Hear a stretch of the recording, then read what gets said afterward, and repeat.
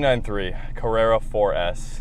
I feel like I'm gonna be able to give you guys an interesting perspective, definitely a different perspective, because the last and only 993 I have ever driven was an LS swapped RWB 993. You guys might remember that video I shot with Elvis. That was Will's car. So this is the exact opposite. That car was as far as you could possibly get from a factory 993, and this one I'm driving today is pretty close to a factory 993 4S. So let's go for a drive.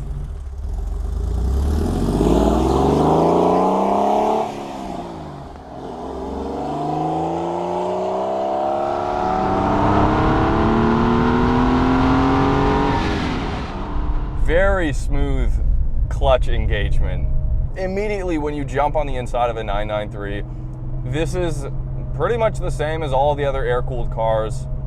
You've got the same gauge cluster layout, a very open interior.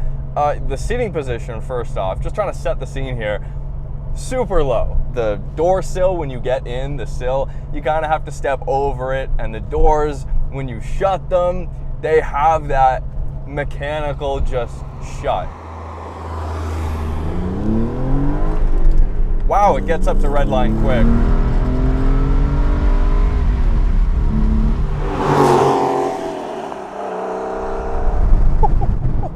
Oh, but that engine though. An engine that has such a deep tone to it without being droney at all. It's just rushing air is what you would expect. Sharp steering. It's connected. All the inputs are very connected.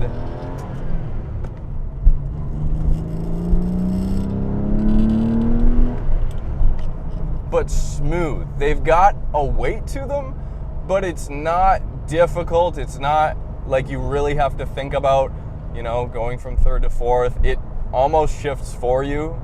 Really long pedal travel too. It's just super linear in the way it delivers the power. This goes without saying. It's got a 3.6 liter, obviously naturally aspirated, flat six. The funny thing about this generation, and what makes it different from the later models and when Porsche just basically expanded not only production numbers, but also the number of different 911s you could get.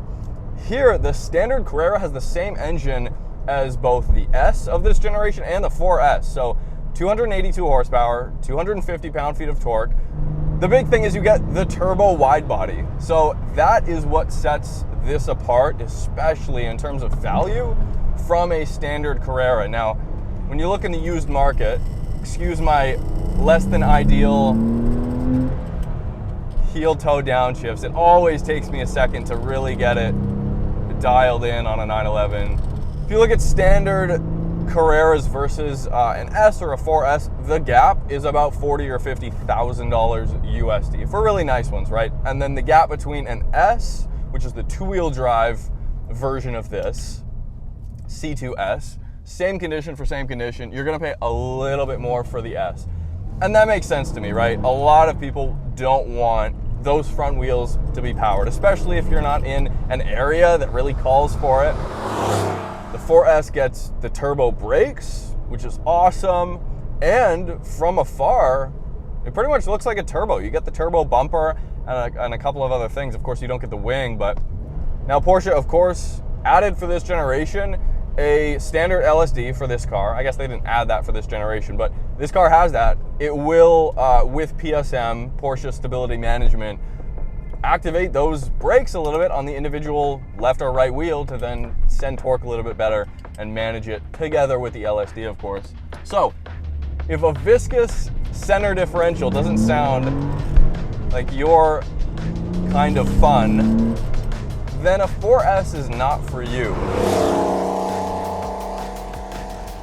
I know what you're thinking. Hell yeah, Marcus, a viscous LSD. That's basically the same as all the 90s Evos. And on the surface, you're not wrong, but that's where the common ground cracks. The 993 just lacks what the Evo is memorable for, the edge. This car is not twitchy, it's not intimidating, and it doesn't constantly feel as if it just had 3 espresso shots. In other words, the 993 has clearly never been in a mosh pit. It's smooth, it's comfortable, and yeah, a 911's weight balance is perfect for rear-wheel drive grip, but the all-wheel drive is just something you can lean on. Now the shift knob is what's making that noise, if you guys are wondering. It is a nice shift knob. We'll talk about the 992, sorry, Carrera T a little bit later, but it's pretty much, looks to me like the same shift knob as that car. Now let's go. Strong clutch engagement, super easy to daily. So easy to daily.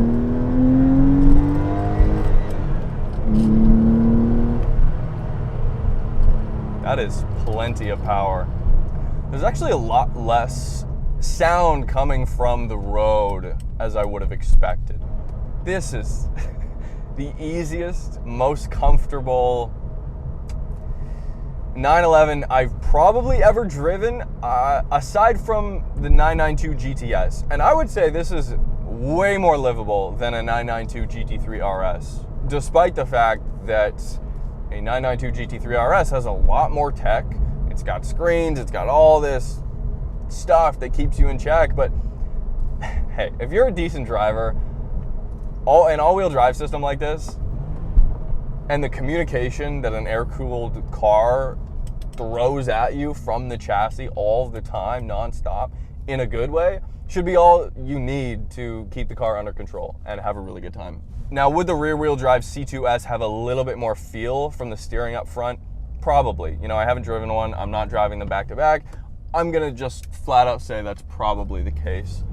And weight, the weight sacrifice is actually not a whole lot. So to put it in perspective, the C4S I'm driving weighs just over 3,100 pounds. A Skyline R34 GTT, a manual one, weighs pretty much the same, within 20 or 30 pounds. And that's a rear-wheel drive car. So as far as packaging here goes, yeah, the doors don't have as much to them. It's definitely not a safer car. I mean, if you've been in an air-cooled 911, you know, like, the A-pillars are super skinny. It feels a little bit sketchy, intimidating, but in the best way possible.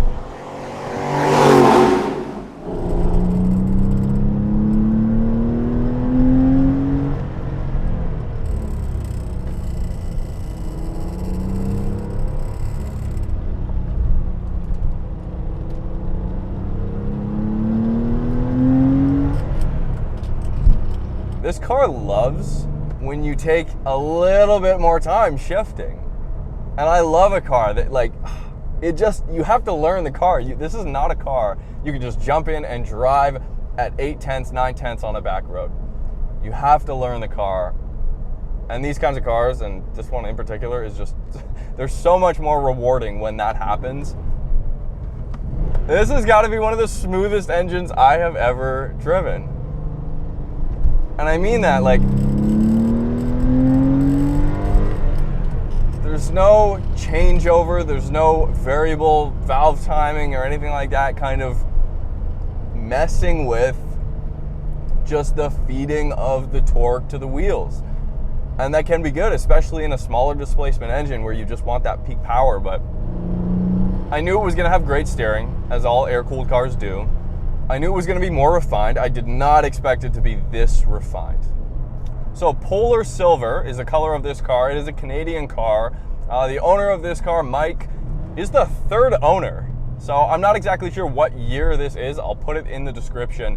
But he's the third owner of this car. It has 123,000 kilometers on it. So not exactly an incredibly low mileage example, not a pristine, you know, like Concours level example. I don't know if there's Concours 911 4S's. Not sure about that. But it's a driver's car for sure. That's not to say it's not clean. It's incredibly clean, but Mike drives this. And that's the point of a 4S. Just keep it above 4,000.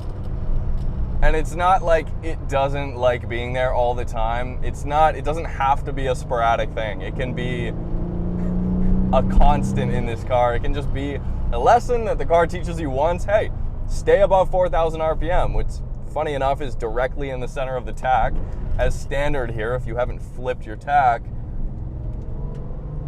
And that's where it's the happiest. It's a touring car. This is what This is what this is to me. This is a touring car.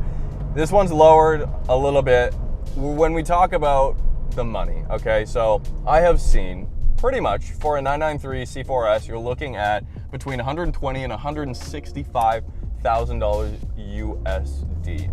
Now that's auctions, cars for sale, etc., right?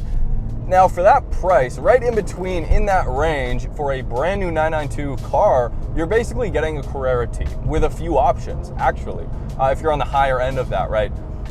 So, you know, sure, it doesn't have all-wheel drive. It's not as dailyable in a climate like we're in here as it begins to rain. And Porsche does not currently make a 911 that has a manual transmission with all-wheel drive. You cannot buy that in a new car. So this formula as like the perfect daily drivable all year round car doesn't exist. Now, I have not driven the T, but that is built by Porsche to be a driver's car. Even having not driven a Carrera T specifically, the 992 is just a larger but more precise and quiet experience. Even though the Carrera T and the 993 both have fairly long gearing, making them great for daily driving and high-speed cruising, if you have a bit more coin, you'd probably be sitting in a GT3 touring. My very first Porsche was a 997 C2S. Basically I had that for a few years and then got interested into the mid-engine kind of feel that everyone's talking about. Yeah, I went with the GT4. Yeah, I definitely felt like that was quite the sweet spot in terms of performance, handling, the feel of it, and the price point as well. And then you kind of felt like, okay, I want to get back into I guess iconic 911. So that moved me to the GT3. And also PDK, that was sort of something else that I wanted to try out as well. I just had the GT3, so no other manual, so I kind of missed it. Completely different, I would say. It's a different vibe to it, and that's how I maybe best describe it, is that you've got this old vintage kind of nostalgic feel to everything. You've got everyone would know that you've got that smell of the leather, the old leather from these 993s. Yeah. And that kind of totally different feel. Like the GT3s or the newer 911s, they all have so much horsepower. And I just feel like, my everyday driving style, I just want to cruise. Yeah, so we're working on a community for automotive creatives, and we're calling it Cooled Factor, and it's based out of Vancouver, British Columbia. And essentially what we want to do is we want to bring creatives together, hold workshops, have events where we can network, hang out, and be inspired. And the idea is that it will be all automotive focused. So these will be at local businesses that we've teamed up with, and they're going to provide some creative spaces for you to get some content and also learn from each other and grow together. So hopefully it'll be fun, and hope to see you guys join in. All right, thank you. All right, thanks, Mike. Thanks, Marcus. Awesome.